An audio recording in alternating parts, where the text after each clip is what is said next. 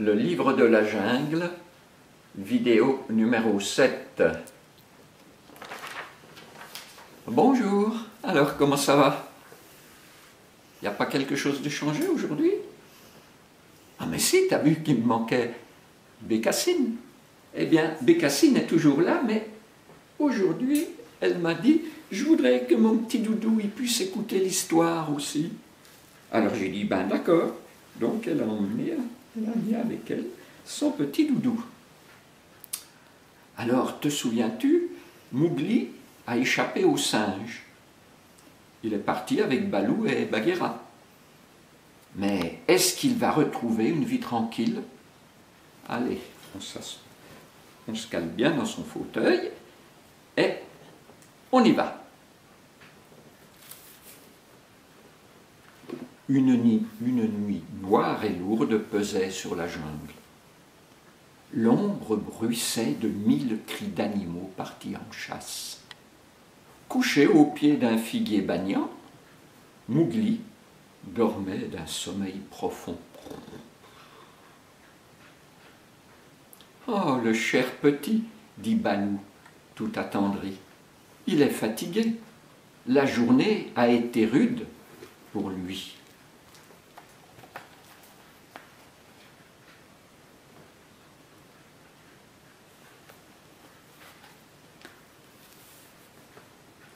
Pour nous, corrigea sévèrement Bagheera. Sans répondre, l'ours alla cueillir des fougères et les posa sur l'enfant comme une couverture. « Repose-toi bien, petit homme, murmura-t-il avec douceur. Lui-même s'allongea quelques pas plus loin, étouffa un bâillement et ferma les yeux. « Oh, bonne nuit, Bagheera, dit-il. » Déjà, il s'endormait. D'une voix sèche, la panthère lui déclara « Balou, il faut que je te parle. »« Oh, ça ne peut pas attendre demain ?» demanda l'ours. Et il se mit à ronfler.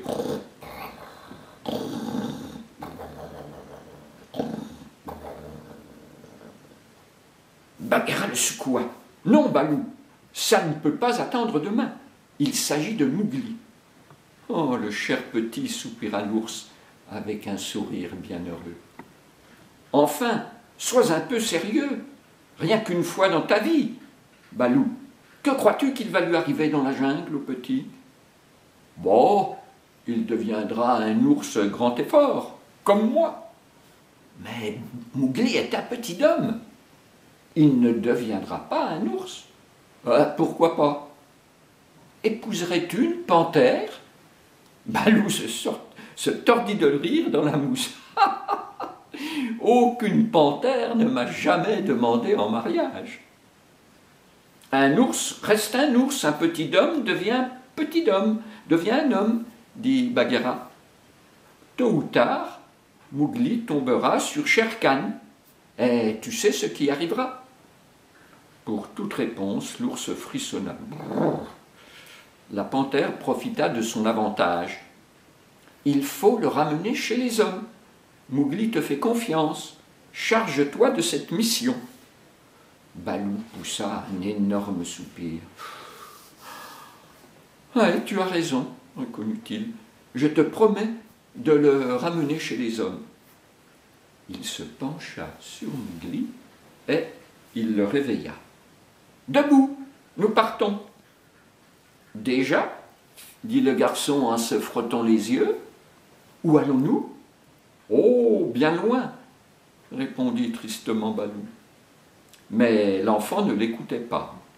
Tout joyeux, il se mettait en chemin aux côtés de son volumineux ami. Bagheera les regarda s'éloigner. « Bonne chance, petit homme !» cria-t-elle.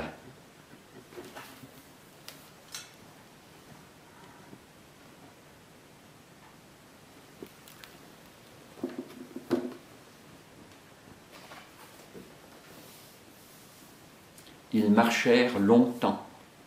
De temps en temps, Mowgli s'inquiétait.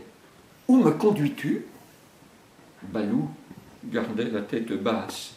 À la fin, il ne put résister et avoua. « J'ai promis à Bagheera de te conduire. » Il n'eut pas le temps d'achever sa phrase. Mowgli s'enfuyait dans la jungle en hurlant.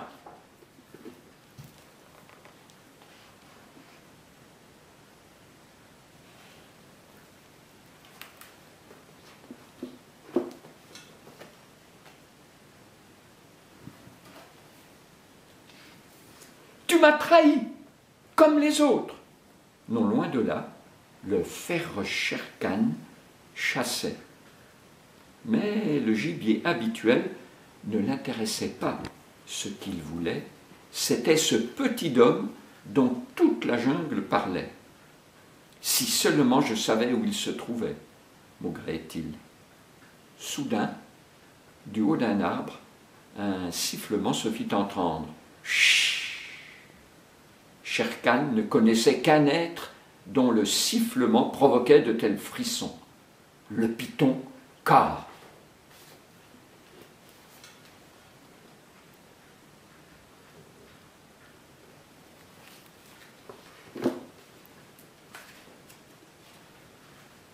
Il tourna la tête et, derrière lui, apparut la tête triangulaire du serpent. « Salut !» fit celui-ci. Shere Khan détourna les yeux. Il se méfiait du pouvoir hypnotique du python. « Tu cherches Mowgli, je crois ?» demanda le serpent. « Brrr !»« En effet, rugit le tigre. »« Chut, je pourrais peut-être t'aider. Tu l'as vu ? Il vient de passer. Pourquoi me donnes-tu ce renseignement ?» demanda le fauve. « J'ai un vieux compte à régler avec lui. J'en ai encore mal aux anneaux. » « Alors, vite, dis-moi où le trouver. » Kaa hésita. Il avait agi sans réfléchir. S'il se montrait malin, il obtiendrait quelque chose en échange de sa trahison. « Parle !» rugit Shere Khan. « On pourrait peut-être passer un accord, toi et moi. »« Où se trouve Mowgli ?» hurla le tigre. Il enfonça ses griffes dans le cou du serpent. « Si tu ne parles pas, je t'écrase d'un coup de patte. » Le tigre pressa fort. Complètement aplati sur le sol, Kaa indiqua d'une voix étranglée la direction qu'avait pris Mowgli.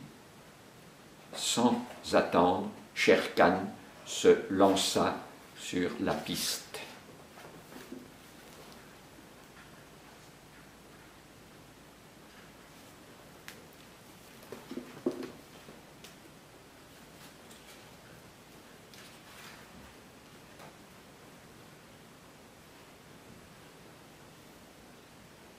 « Allez au diable, tous les deux !» marmonna Kaa en comptant ses anneaux. Mowgli s'était assis sur une pierre. Il se laissait aller à de sombres pensées. Dans la jungle, on ne pouvait faire confiance à personne. Soudain, il fut entouré d'étranges créatures qui le regardaient en ricanant.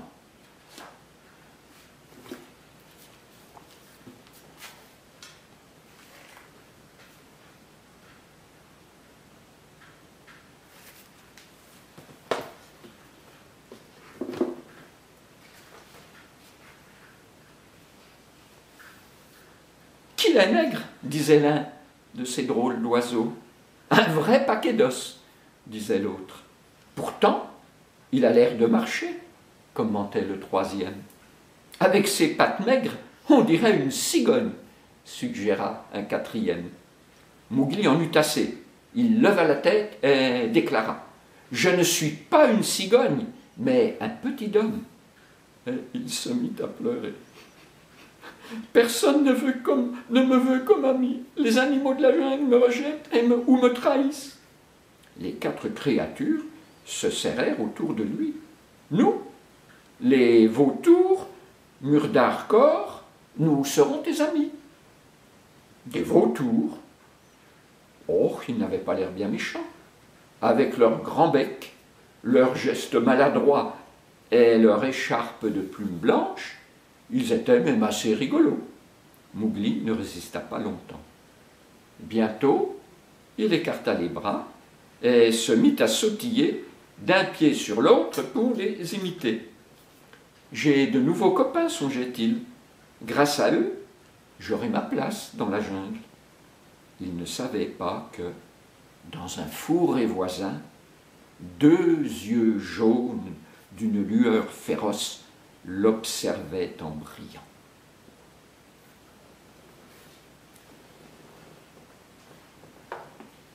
Mais à qui sont ces 2 yeux féroces qui regardent Mowgli? Bien, la prochaine fois, dans la vidéo numéro 8, vous l'apprendrez. Allez.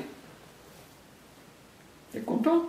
Toi aussi tu vas suivre la vidéo 8, hein? Allez, à bientôt.